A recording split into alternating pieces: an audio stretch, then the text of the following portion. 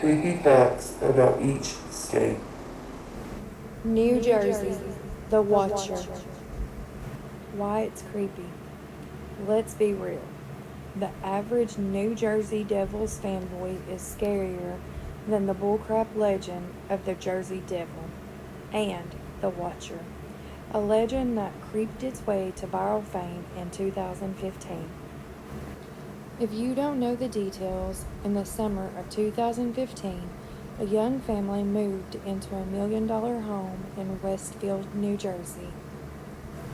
Soon after, they started getting letters signed by someone only IDing themselves as the Watcher, claiming it was his duty to watch over the house while also spouting crazy lines like "you need to fill the house with the young blood I requested," and "who has the bedrooms facing the street?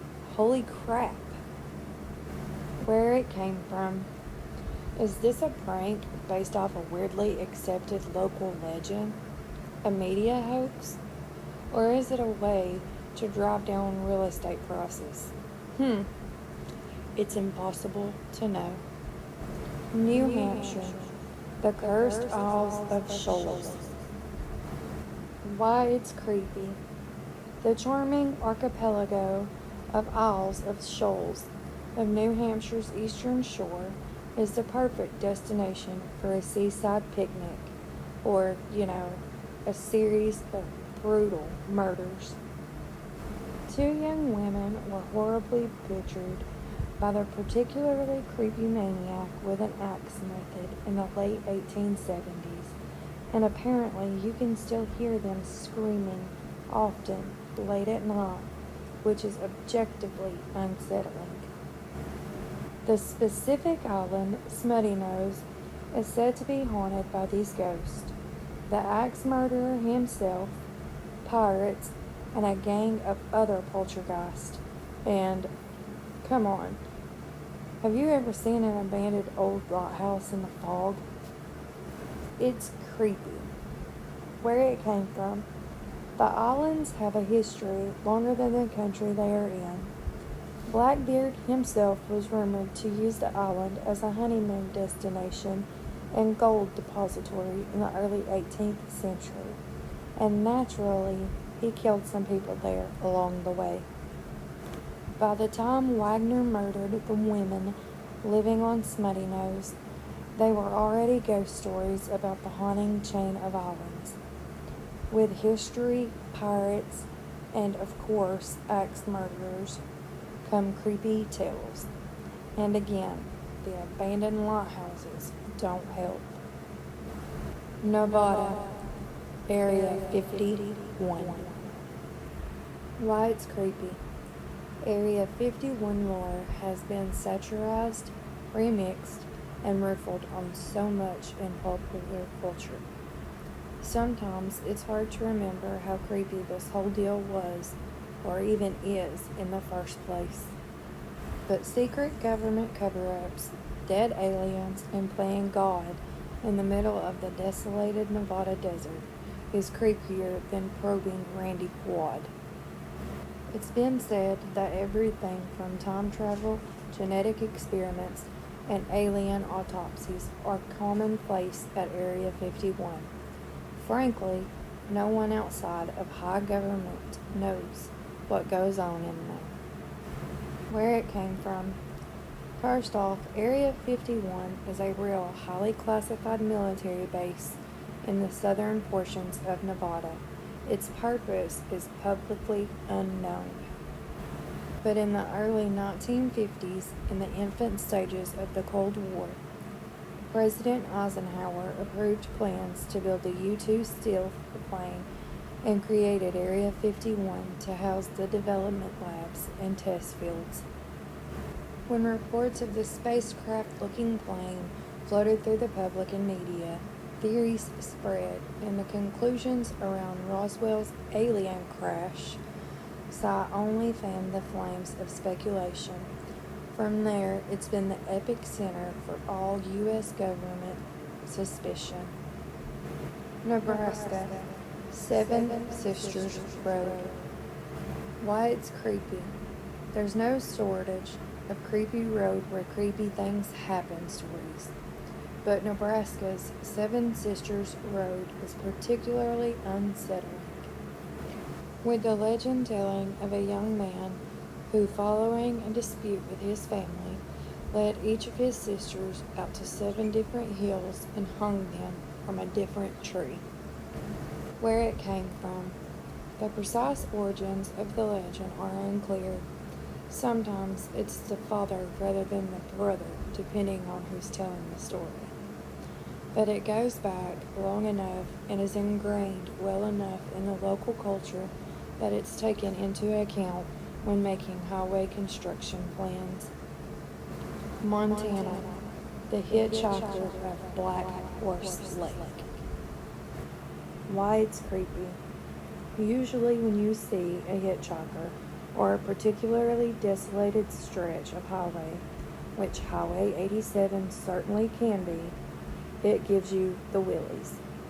On this particular stretch near Great Falls, it's compounded by the fact that the namesake lake is seasonal and dry most seasons. Regardless, the end result of the body of a Native American man clad in jeans with jet black hair slamming into your windshield as you're driving is sheer terror. Legend has it those who encounter the hitchhiker suddenly find his body bouncing off the front of their car. When they stop to help, there's nothing there and no damage to the windshield. The hitchhiker, meanwhile, repeats the cycle endlessly, trapped in his own personal hell as he repeats the moments of death, while whichever driver happens to be cruising down the road at the wrong time. Where it came from. Folklorists have traced the whole vanishing hitchhiker phenomenon back to the 19th century, though given the presence of denim and reportedly by most who encounter the hitchhiker, we're going to guess he met his demons in the 60s if he was real. Legends of wandering spirits of Native Americans are pretty prevalent in this part of the country too. So chances are the hitchhiker lore and the native stuff just mated locally. Ohio, melon heads. Why it's creepy. It sounds like something stale your granny might keep in her candy dish, but it's actually a legend about pale, sickly, genetically altered children with giant heads and razor-sharp teeth that simply love killing babies. Where it came from. Rifts on the tale also exist in Michigan and Connecticut, but the Ohioan case is particularly compelling. These melon heads haunt the woods of Kirkland and are apparently the adopted children of a doctor who used the pre-melon heads to test new medical and surgical methods with not so great results. In some versions of the tale, the kids are more likely to scurry away little chipmunks than bite your faces off. In others, they are just ghosts of the kids. One thing is certain, they definitely inspire one very campy, hyper-local horror movie. North Dakota, the Gates of Hell. Why it's creepy. Abandoned towns are generally creepy, and North Dakota has an abundance of settlements that were all but abandoned after the railroad boom. Tejas, though, takes the cake due to the little fact that people believe that it once housed a Lutheran church that doubled as a hotbed for Satan worshippers. Legend is it burned down, but if you stand in just the right place, you can hear the screams of the damned bubbling up from hell itself. There are also reports of hellhounds, glowing gravestones, and a ghost train. Vandals and revelers have made the few people who call Tejas home very wary of visitors, and Lord knows that the combination of a rumored portal to hell and extremely unwelcoming locals in a small town is a horror movie just waiting to happen. Where it came from. The Satanism business dates back to the satanic panic of the 80s. Though Tegus has been spooky since its founding in 1900 and ever since the late 80s. Visitors have been met with extreme skepticism. The city's last church burned to the ground in 2001. North Carolina, the Beast of Bladenboro. Why it's creepy? Because it's a large, possibly vampiric cat beast that might also be part bear and will brutally murder your pets and or livestock. And maybe you, when you aren't looking. Where it came from. In 1954, a string of mysterious, gruesome deaths began to hit animals in and around Bladenboro. Broken jaws, crushed heads, and even reports of blood completely drained from bodies. Eyewitnesses' accounts varied, but seemed to point to something vaguely feline in nature, but also larger and more powerful. The story made the national news, and there were multiple hunting parties that attempted to catch the beast. They never did, but the killings eventually stopped, at least for now. New York, the Montauk Project. Why it's creepy. The Montauk Project, a series of alleged government experiments conducted in Montauk, Long Island, is the early 80s reportedly served as one of the Duffer Brothers' main inspirations for Stranger Things. The original working title of the shows was even Montauk. So we are talking about psychological warfare, experimenting on children, opening portals to other dimensions, and various other nefarities. Government-funded creepiness. Hey, you've probably seen the show. Where it came from. While there were rumors circling around shady government activity on the southeastern tip of Long Island for nearly a decade prior, the legend wasn't fully baked until the early 1900s.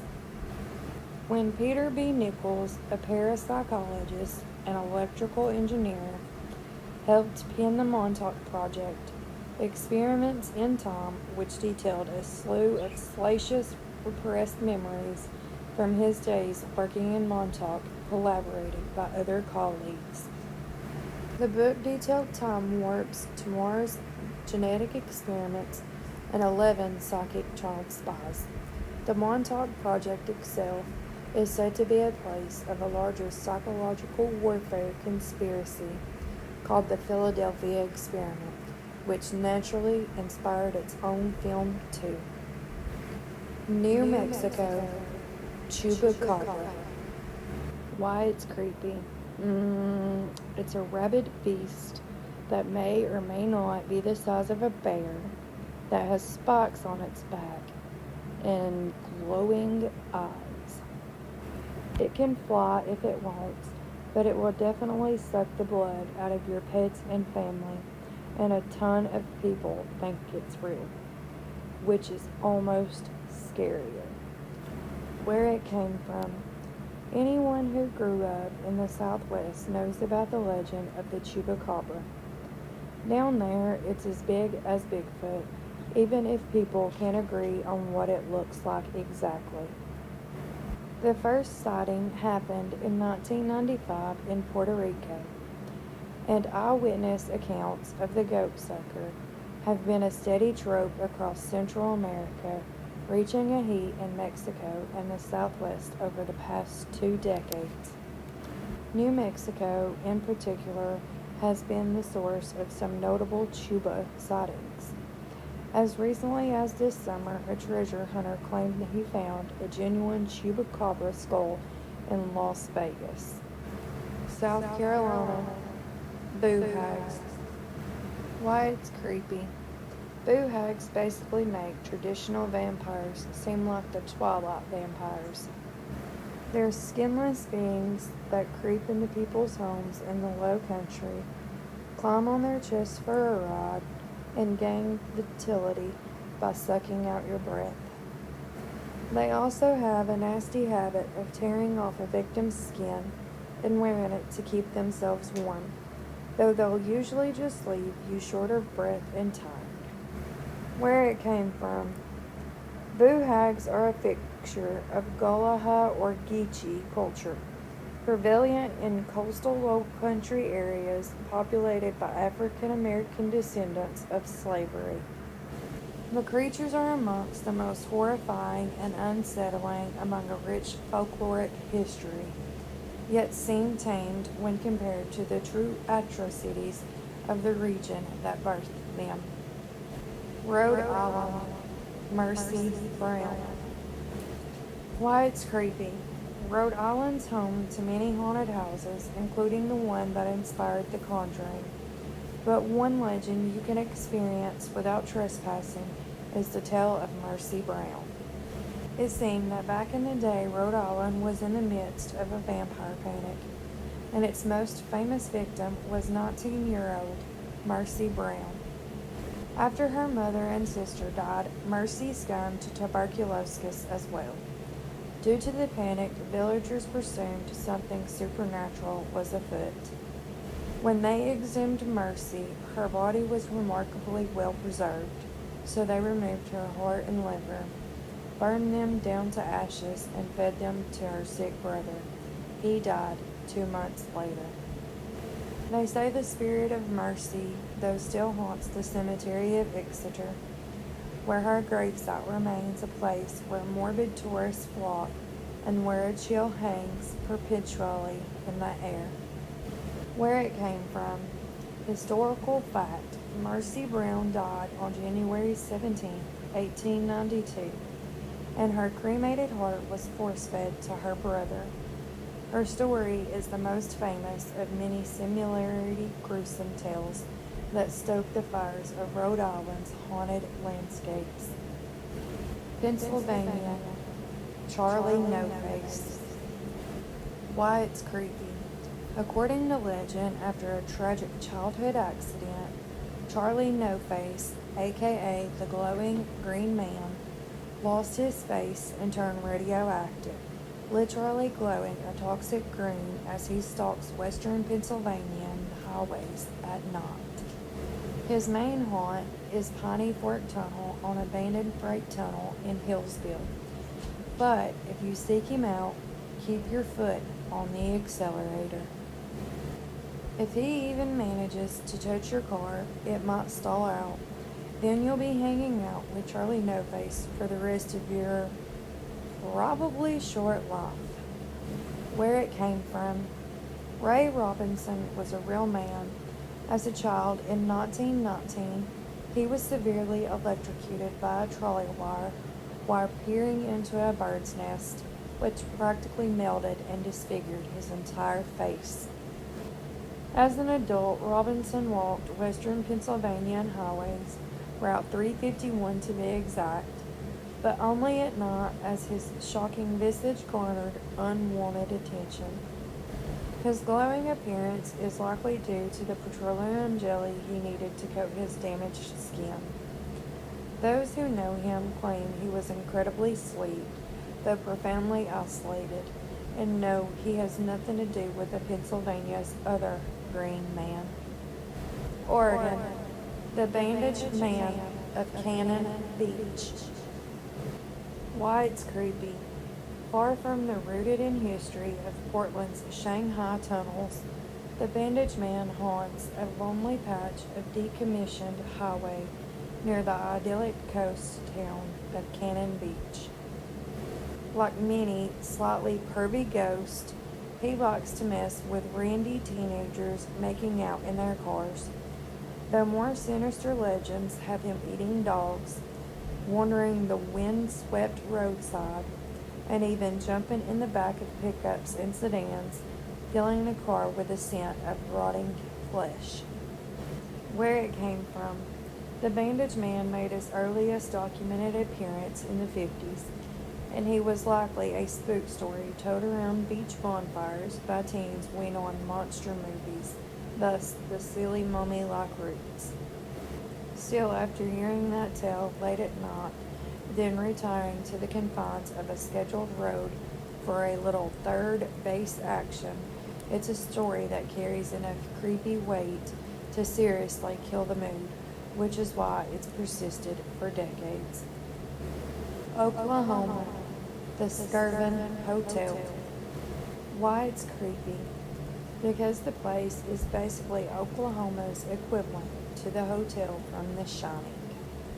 A luxury hotel whose permanent residents include crying babies, a ghost that likes to grope people in the shower, spirits that slam doors, and the ghost of the original owner's mistress, who allegedly died along with his illegitimate child and who still walks the halls with a stroller.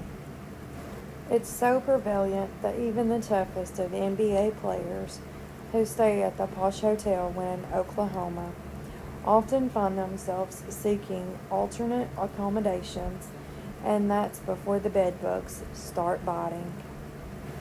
Where it came from.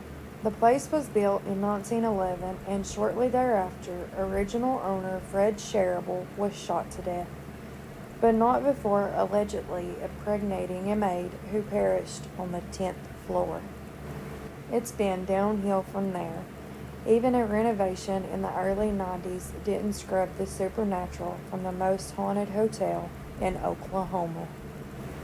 Vermont, the Hayden family curse. Why it's creepy. You know a curse is serious when it takes down an entire lineage and still manages to bother people after everyone else is dead. William Hayden was a wealthy landowner in Albany, Vermont in the early 1800s, but he never repaid his even wealthier mother-in-law for loaning him some major funds over the years.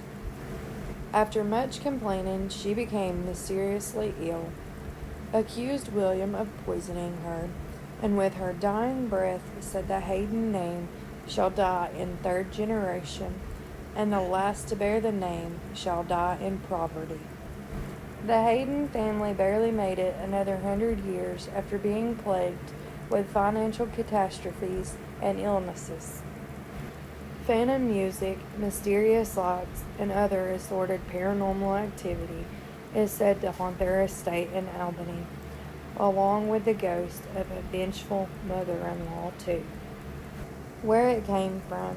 In some versions, William Hayden was a Gatsby party boy who quite knowingly blew all his mother-in-law's funds on lavish parties and ornate decorations for his home, building the family's local fame and infamy, which probably just fueled the rumor mill.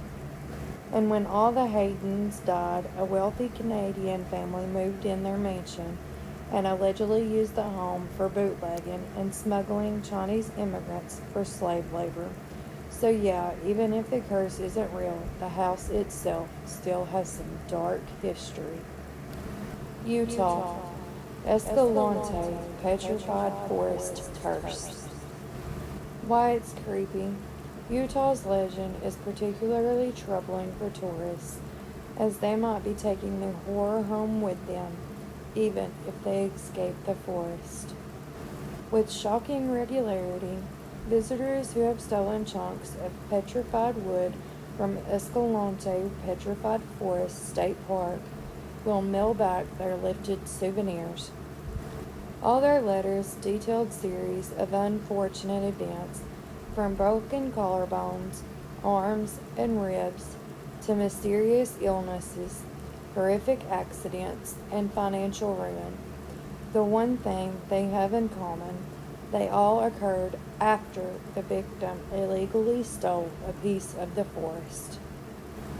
Where it came from. Many people have, and still do, mail back cursed pieces of the petrified wood, and the park even displays the letters and samples openly as an attraction. Apparently, there have been cases of stolen wood turning to bad luck since the 1930s, though it's unclear the actual root of the curse. Maybe it's the burden of moral uncertainty affecting other areas of life. Maybe it's just coincidence Either way, it's not worth risking your collarbone. Texas. Black-eyed children. Why it's creepy. Scary movies constantly have people fearing old country back roads, abandoned homes, and kids popping out of cornfields. But the black-eyed children are known to be seen wandering around totally normal, non-threatening locals like Walmart parking lots and Sonic drive-ins. And worse, they're rumored to put their victims in a tight situation by starting out asking for something totally unsuspecting like a ride home or some petty cash. Where it came from. The first documented case of the black-eyed children came in 1996 from reporter Brian Bethel, who had pulled his car into the parking lot of a movie theater to use the bright light to write a check.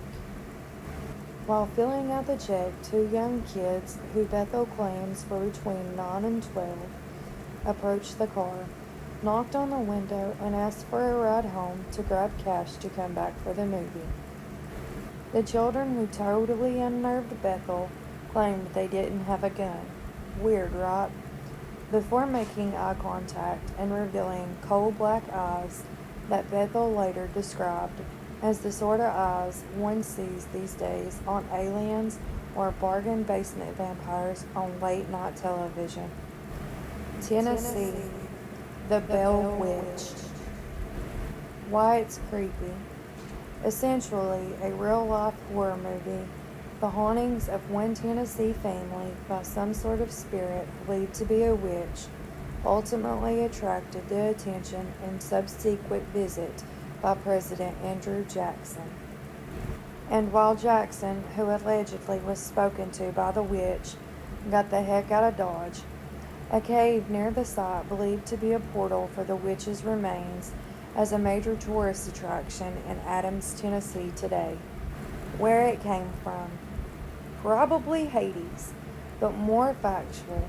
The haunting of the Bell family began in 1817 after their father, John Bell, witnessed some sort of rabbit-headed dog in the field and tried to shoot it.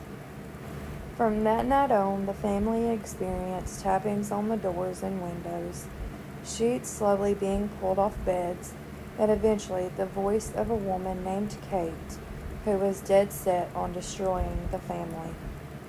After years of torment, John Bell died in 1820, after which the family found a small vial of liquid near his deathbed. Kate, the Bell Witch, proudly proclaimed she gave John the poison that finished him off. South Dakota, Walking Sam. Why it's creepy. A wave of suicides, 103 attempts as of December 2014, on the Pine Ridge Indian Reservation in South Dakota is being attributed to the presence of the Walking Sam figure. Teenagers claim a slender, shadow-like spirit called Walking Sam appears before them and commands them to kill themselves. Sound familiar? The first wave occurred in 2013 when 5 members of a tribe killed themselves, and continued to spiral until the tribe's vice president, Thomas Poorbear, discovered photos on Facebook in 2015 depicting noses hanging from trees, revealing plans behind a teenage group's suicide. Where it came from. The specter archetype that Walking Sam is based on has roots starting with the good old-fashioned boogeyman and working all the way down to the Slender Man Told Me to Do It folklore of 2008. The ideal of shadow people is also a pretty old-school urban legend going back further than history can care to track. However, the character of Walking Sam himself has existed among the Lakota and Dakota Native American tribes for some time now, with a record of him being described in Peter Matheson's In the Spirit of Crazy Horseback in 1980, sometimes known as Stovepipe Hat Bigfoot or Takohi.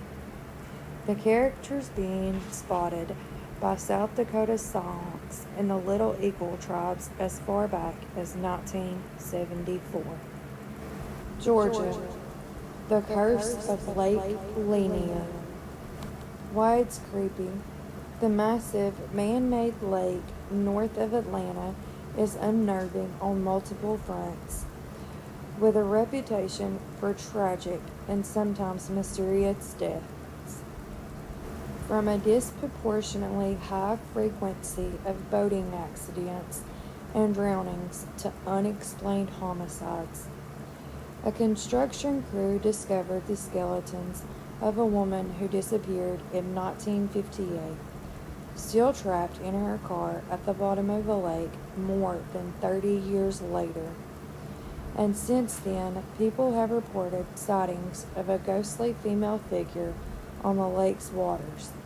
There are even reports of malevolent catfish lurking on the bottom that's large enough to swallow a dog or even drown a diver. Where it came from, there were numerous issues with the construction of the lake, not the least of which included the displacement of families, businesses, and even cemeteries occupying the land the Army Corps of Engineers sought to develop. The vestiges of some of these structures still have a ghostly presence at the bottom of the lake, which some point to as a source of Lanier's haunted reputation. Others point to the simple water-alcohol accidents formula to explain the tragedies. Lanier is a notorious party lake, but as noted above, many of the deaths go beyond simple boating accidents, leading some to believe there's something more sinister at work. Florida, the skunk ape. Why it's creepy. The Everglades are filled with an array of terrifying creatures: man-eating alligators, man-eating snakes, men-eating roadkill. However, one human-like figure has been spotted enough times to warrant elevated levels of concern: the skunk ape. A relative of Bigfoot, a fully grown skunk ape stands anywhere from 5 to 7 feet tall and weighs approximately 450 pounds. They can be detected by a horrific odor that's been described as sun-baked animal carcass and rotting garbage. They mostly eat berries and small animals, but from time to time, they've been known to ravage farms and tear wild boars to shreds. Recently, a skunk ape HQ has popped up in the Everglades where you can book tours out into the swamp or reserve a spot on a hunting expedition to finally prove the hairy beast is real once and for all.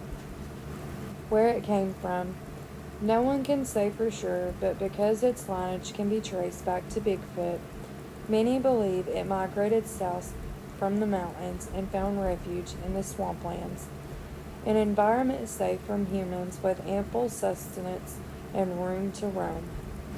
Others believe it's just lore, a tale pioneers created in order to scare people off their lands and preserve the wilderness. Whatever you believe, should you find yourself camping in the Everglades and you smell something foul, take caution. It could be the skunk ape. Delaware, Mr. Chew. Why it's creepy. Samuel Chew was a respected man, a chief justice in the state back in the colonial days. Still, even in colonial America, bullies latched onto his name, constantly proclaiming, "Ah, Chew," as if sneezing. He apparently hated it so much that his spirit still stalks those who mock him, showing up in his robes and powdering wig to scare the ever-loving crap out of people who can't resist the easy joke at the expense of a centuries-dead legislator. Where it came from. Chew was very much a real man, serving as Chief Justice of the 3 lower counties until he died in 1743. Things got so unsettling that people eventually held a funeral for the ghost in Dover's Green. laying his spirit to rest in an ordinate grave. He seemed to be placated, though he's still known to mess with smart alecks who sneeze at the mention of his name. Alaska, UFO base. Why, it's creepy. UFO base? That's why. It was in August 1947 that a highly impressive account of a UFO incident involving 2 serving members of the military was supplied to the FBI at Anchorage. The report began, "This is to advise that 2 Army officers reported to the office of the Director of Intelligence Headquarters, Alaskan Department at Fort Richardson, Alaska, that they had witnessed an object passing through the air at a tremendous rate of speed, which could not be judged as to miles per hour." Where it came from. According to the official report, the UFO was initially sighted by only one of the 2 officers, but he soon alerted his colleague to the strange sight. The object appeared to be shaped like a spear and did not give the impression of being saucer-like or comparable to a disc. The first officer stated that it would be impossible to give minute details concerning the object, but that it appeared to be approximately 2 or 3 feet in diameter and did not leave any vapor trails in the sky at all. Alabama, Dead Children's Playground. Why, it's creepy. Really? What else would you call a playground hidden in Alabama's oldest and largest cemetery? Cemeteries can be boring for kids. The weight and import of death has not truly sunk in yet, so the cool headstones and elaborate grave markers must just seem like awesome rocks to play on, but no one will let them. Where it came from. They are going to live forever, so why is everyone so sad? Well, in a park space adjoining Alabama's Maple Hill Cemetery, the largest and oldest in the state, there is a small playground where they can have a place to release that energy. Of course, this cemetery playground sees more ghost hunters and teenagers than bored children. It seems like simple math that a sports playground built on the grounds of a century-old cemetery would come to have a reputation more sinister than silly, but the planners put it in anyway. The small array of simple playground equipment includes swings and a modern jungle gym. It is set in a low spot of the graveyard and surrounded by rocks and trees on 3 sides, making it all the more claustrophobic. Sadly, the playground has since been removed. I hope you enjoyed. Don't forget to like and subscribe. Thank you. All of this is research filmed on the internet.